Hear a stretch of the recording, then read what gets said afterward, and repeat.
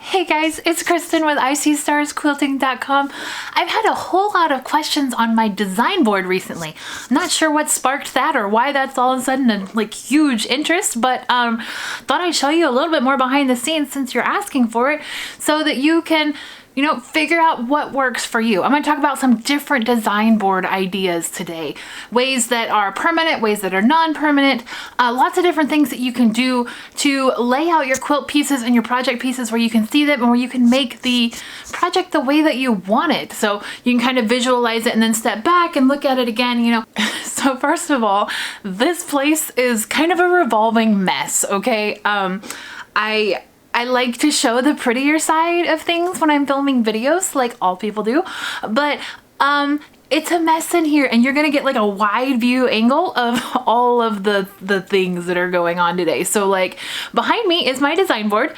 That's a door that goes to a half bath for our house. Yeah, we're gonna keep it closed. This is the design board. Now let me pan up just a little bit so you can see that it does not go to the ceiling, okay? But when I come back here, hopefully you can still hear me okay in this. This is my design board. It's not attached to the wall. It does come up because I like to be able to move it around, okay? I like to be able to take it in the other room where there's better lighting, or if I'm working on like little bitty small things and I want to stick it up there, I'll take it into the living room with me. I don't typically recommend hauling it all over your house, but at the same time, do what works for you. Let me get back here where I can see you a little bit better. Okay, so this is actually just a piece of foam insulation board that was purchased from the hardware store. Nothing like crazy, amazing, fancy about that.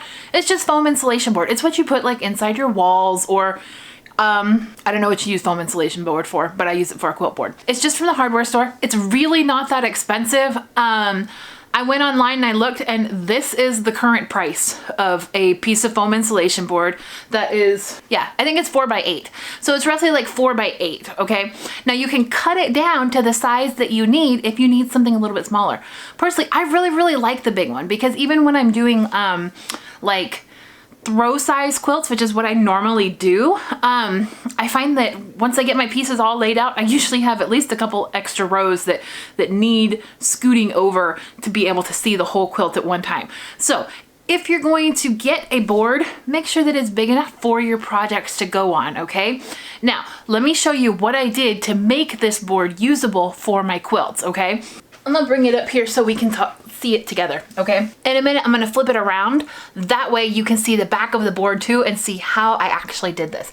So this is just straight quilt batting. There is nothing amazing about the cover that I have on this. It's not super special, it's just quilt batting. It is 100% cotton quilt batting. That's usually what I use in my quilts, right? So I already had it laying around. So it's quilt batting, and cool thing is my pieces, when I have them, they just kind of stick up there. If the dogs were to come by and smack the board or somebody were to hit it, yeah, it would probably fall off. But for the purpose of this, I just leave it up there and kind of like, like a felt board. Felt or flannel is also another good material that I've seen people use to cover their quilt boards, okay? So anything that provides just enough resistance for the fabric, like this quilt batting. Now, as you can see, mine kind of needs a lint roller. Actually, maybe you can't see, and that's a good thing. But I've got little bitty bits of thread all over it. Now, if I know that I want this here, and perhaps it's not holding the way that I want it to, I can use a regular pin and stick it in there like that, and it's going to hold its spot, okay? So maybe it's a little bit wobbly right now because it's not up against the wall. So I can just stick a pin in it, and there it is. It's not going anywhere. So, and as you can see, like when I take it off, there is still a pin mark, I'm sure, on the actual insulation part. But I mean, I've had this design board for years and it shows no like wear and tear. Now let me show you the back of my design board.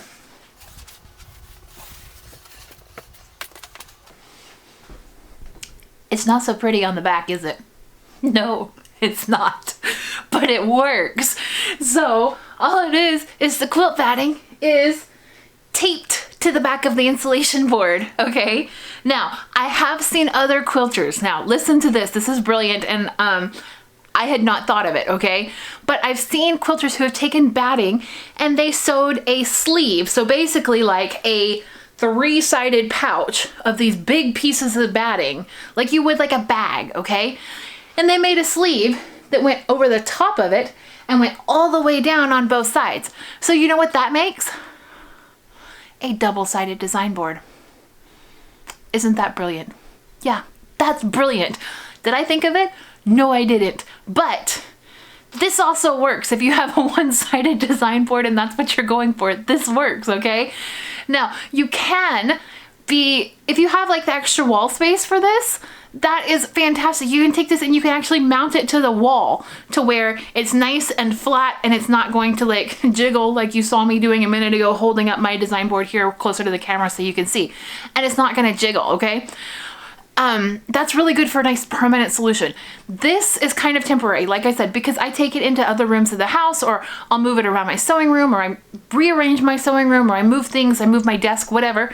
This can always move no matter where I put it, and it works really, really well for me. So you have to think, when you're doing your sewing room, you have to think, what's going to work well for me? Now, I have done lots of research on what works well in the sewing room. I have tons of videos on organization in my personal sewing room, organization ideas for you. I've even written an entire book on how to organize your sewing room. It's called Just 25 Days. It's a really fun, easy read, easy step-by-step tutorial on how to create the space of your dreams in 25 days or less, okay? You can do it. I've had so many people that have followed through that course, and I'm gonna put a link down below in the description box if you wanna check that out. Okay, you know what? This is ugly. We're gonna turn it back around. Another really good thing with that is it's super light. Like, it weighs hardly anything. So I'm able to pick it up, move it out, as long as I'm not hitting the door or frame or anything on my way out. It's really, really super easy to move. So it's not a big to-do to flip it around or move it or shift it over or anything like that. Okay, let's talk about some other ideas that I have seen on the internet for ways that you can make a design board at home. The easiest, most cheapest way that I've seen possible is this. The batting that you're gonna use for your quilt, okay? You know, whether you bought like twin size, queen size, king size batting in its own little package ready to go, or you buy like the big giant rolls from Amazon or wherever, where you buy in bulk and you just cut off what you need. Whatever you do, okay? If you know the size quilt that you're gonna make, cut your batting out that's be bigger than what you need, okay? Doesn't have to be like astronomically bigger than what you need. Cut it out to be a little bit bigger than what you need, and then put tape on it, okay? Put tape on it.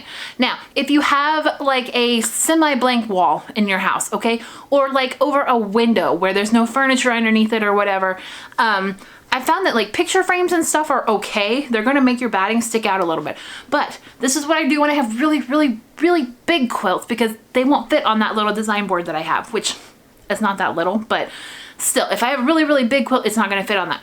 So I will get that really, really big piece of batting and I'll tape it to the wall. I'll just use like painter's tape or something. You know, it doesn't have to be like a super, super tacky tape, but it needs to be something that's strong enough to hold up whatever pieces you're putting on it. So you don't want to like accidentally pull down a corner and your whole layout of your quilt just come crashing down. So I like painter's tape, but if I use painter's tape, I'll do it across the entire top of it. So I use a really, really long piece of tape, okay? Or several shorter pieces of tape, whatever works for you. But I don't leave like gaps of, you know, batting in between. I use the whole thing. That way I'm sure that it's very much attached to the wall, and then I can lay out my pieces on that batting. Now, bonus is that batting doesn't have to stay as just this random orphan piece of batting. That batting is actually going to be used in the quilt top after I get done sewing it. So it's totally amazing and it's totally useful. And then at the end of it, you can just pull the batting off, put it in your quilt top, and move on, right? Isn't that amazing? Other ideas are like portable design boards. Now you can find these on Amazon. Some of your quilt shops might even carry these. Personally, I have not used them.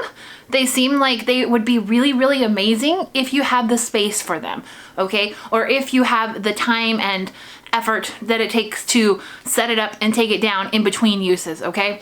So there's lots of different options out there. There's also like mini design boards as well. So that's using like, I don't know, kind of a stiffer piece of cardboard or something.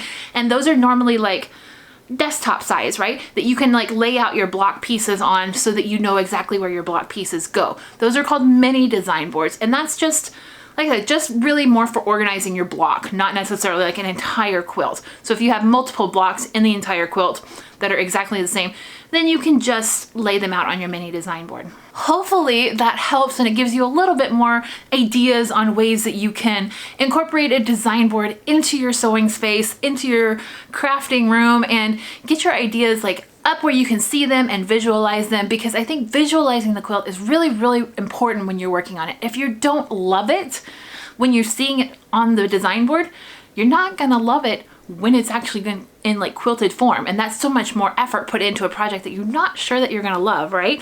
So I think it's important to be able to visualize it on the board and see it and know that you're going to love it, as well as make sure it's all organized, make sure you have all the pieces, because that is another thing you don't wanna do. You don't wanna get to the end and be like, I forgot a block, right? So if you have any questions, or if I didn't get to something that you're really curious about, please feel free to leave it in the comments down below. I will answer your comments and I'll get back to you on that and kind of explain a little bit further if I missed anything in this video. One more thing I would like for you to do for me, pretty please, make sure you hit that subscribe button down below, right below this video, right over here. Make sure you hit that, okay? And then after that, make sure you hit the little bell that comes up, okay? Because that is going to alert you every time I post a new video, new content.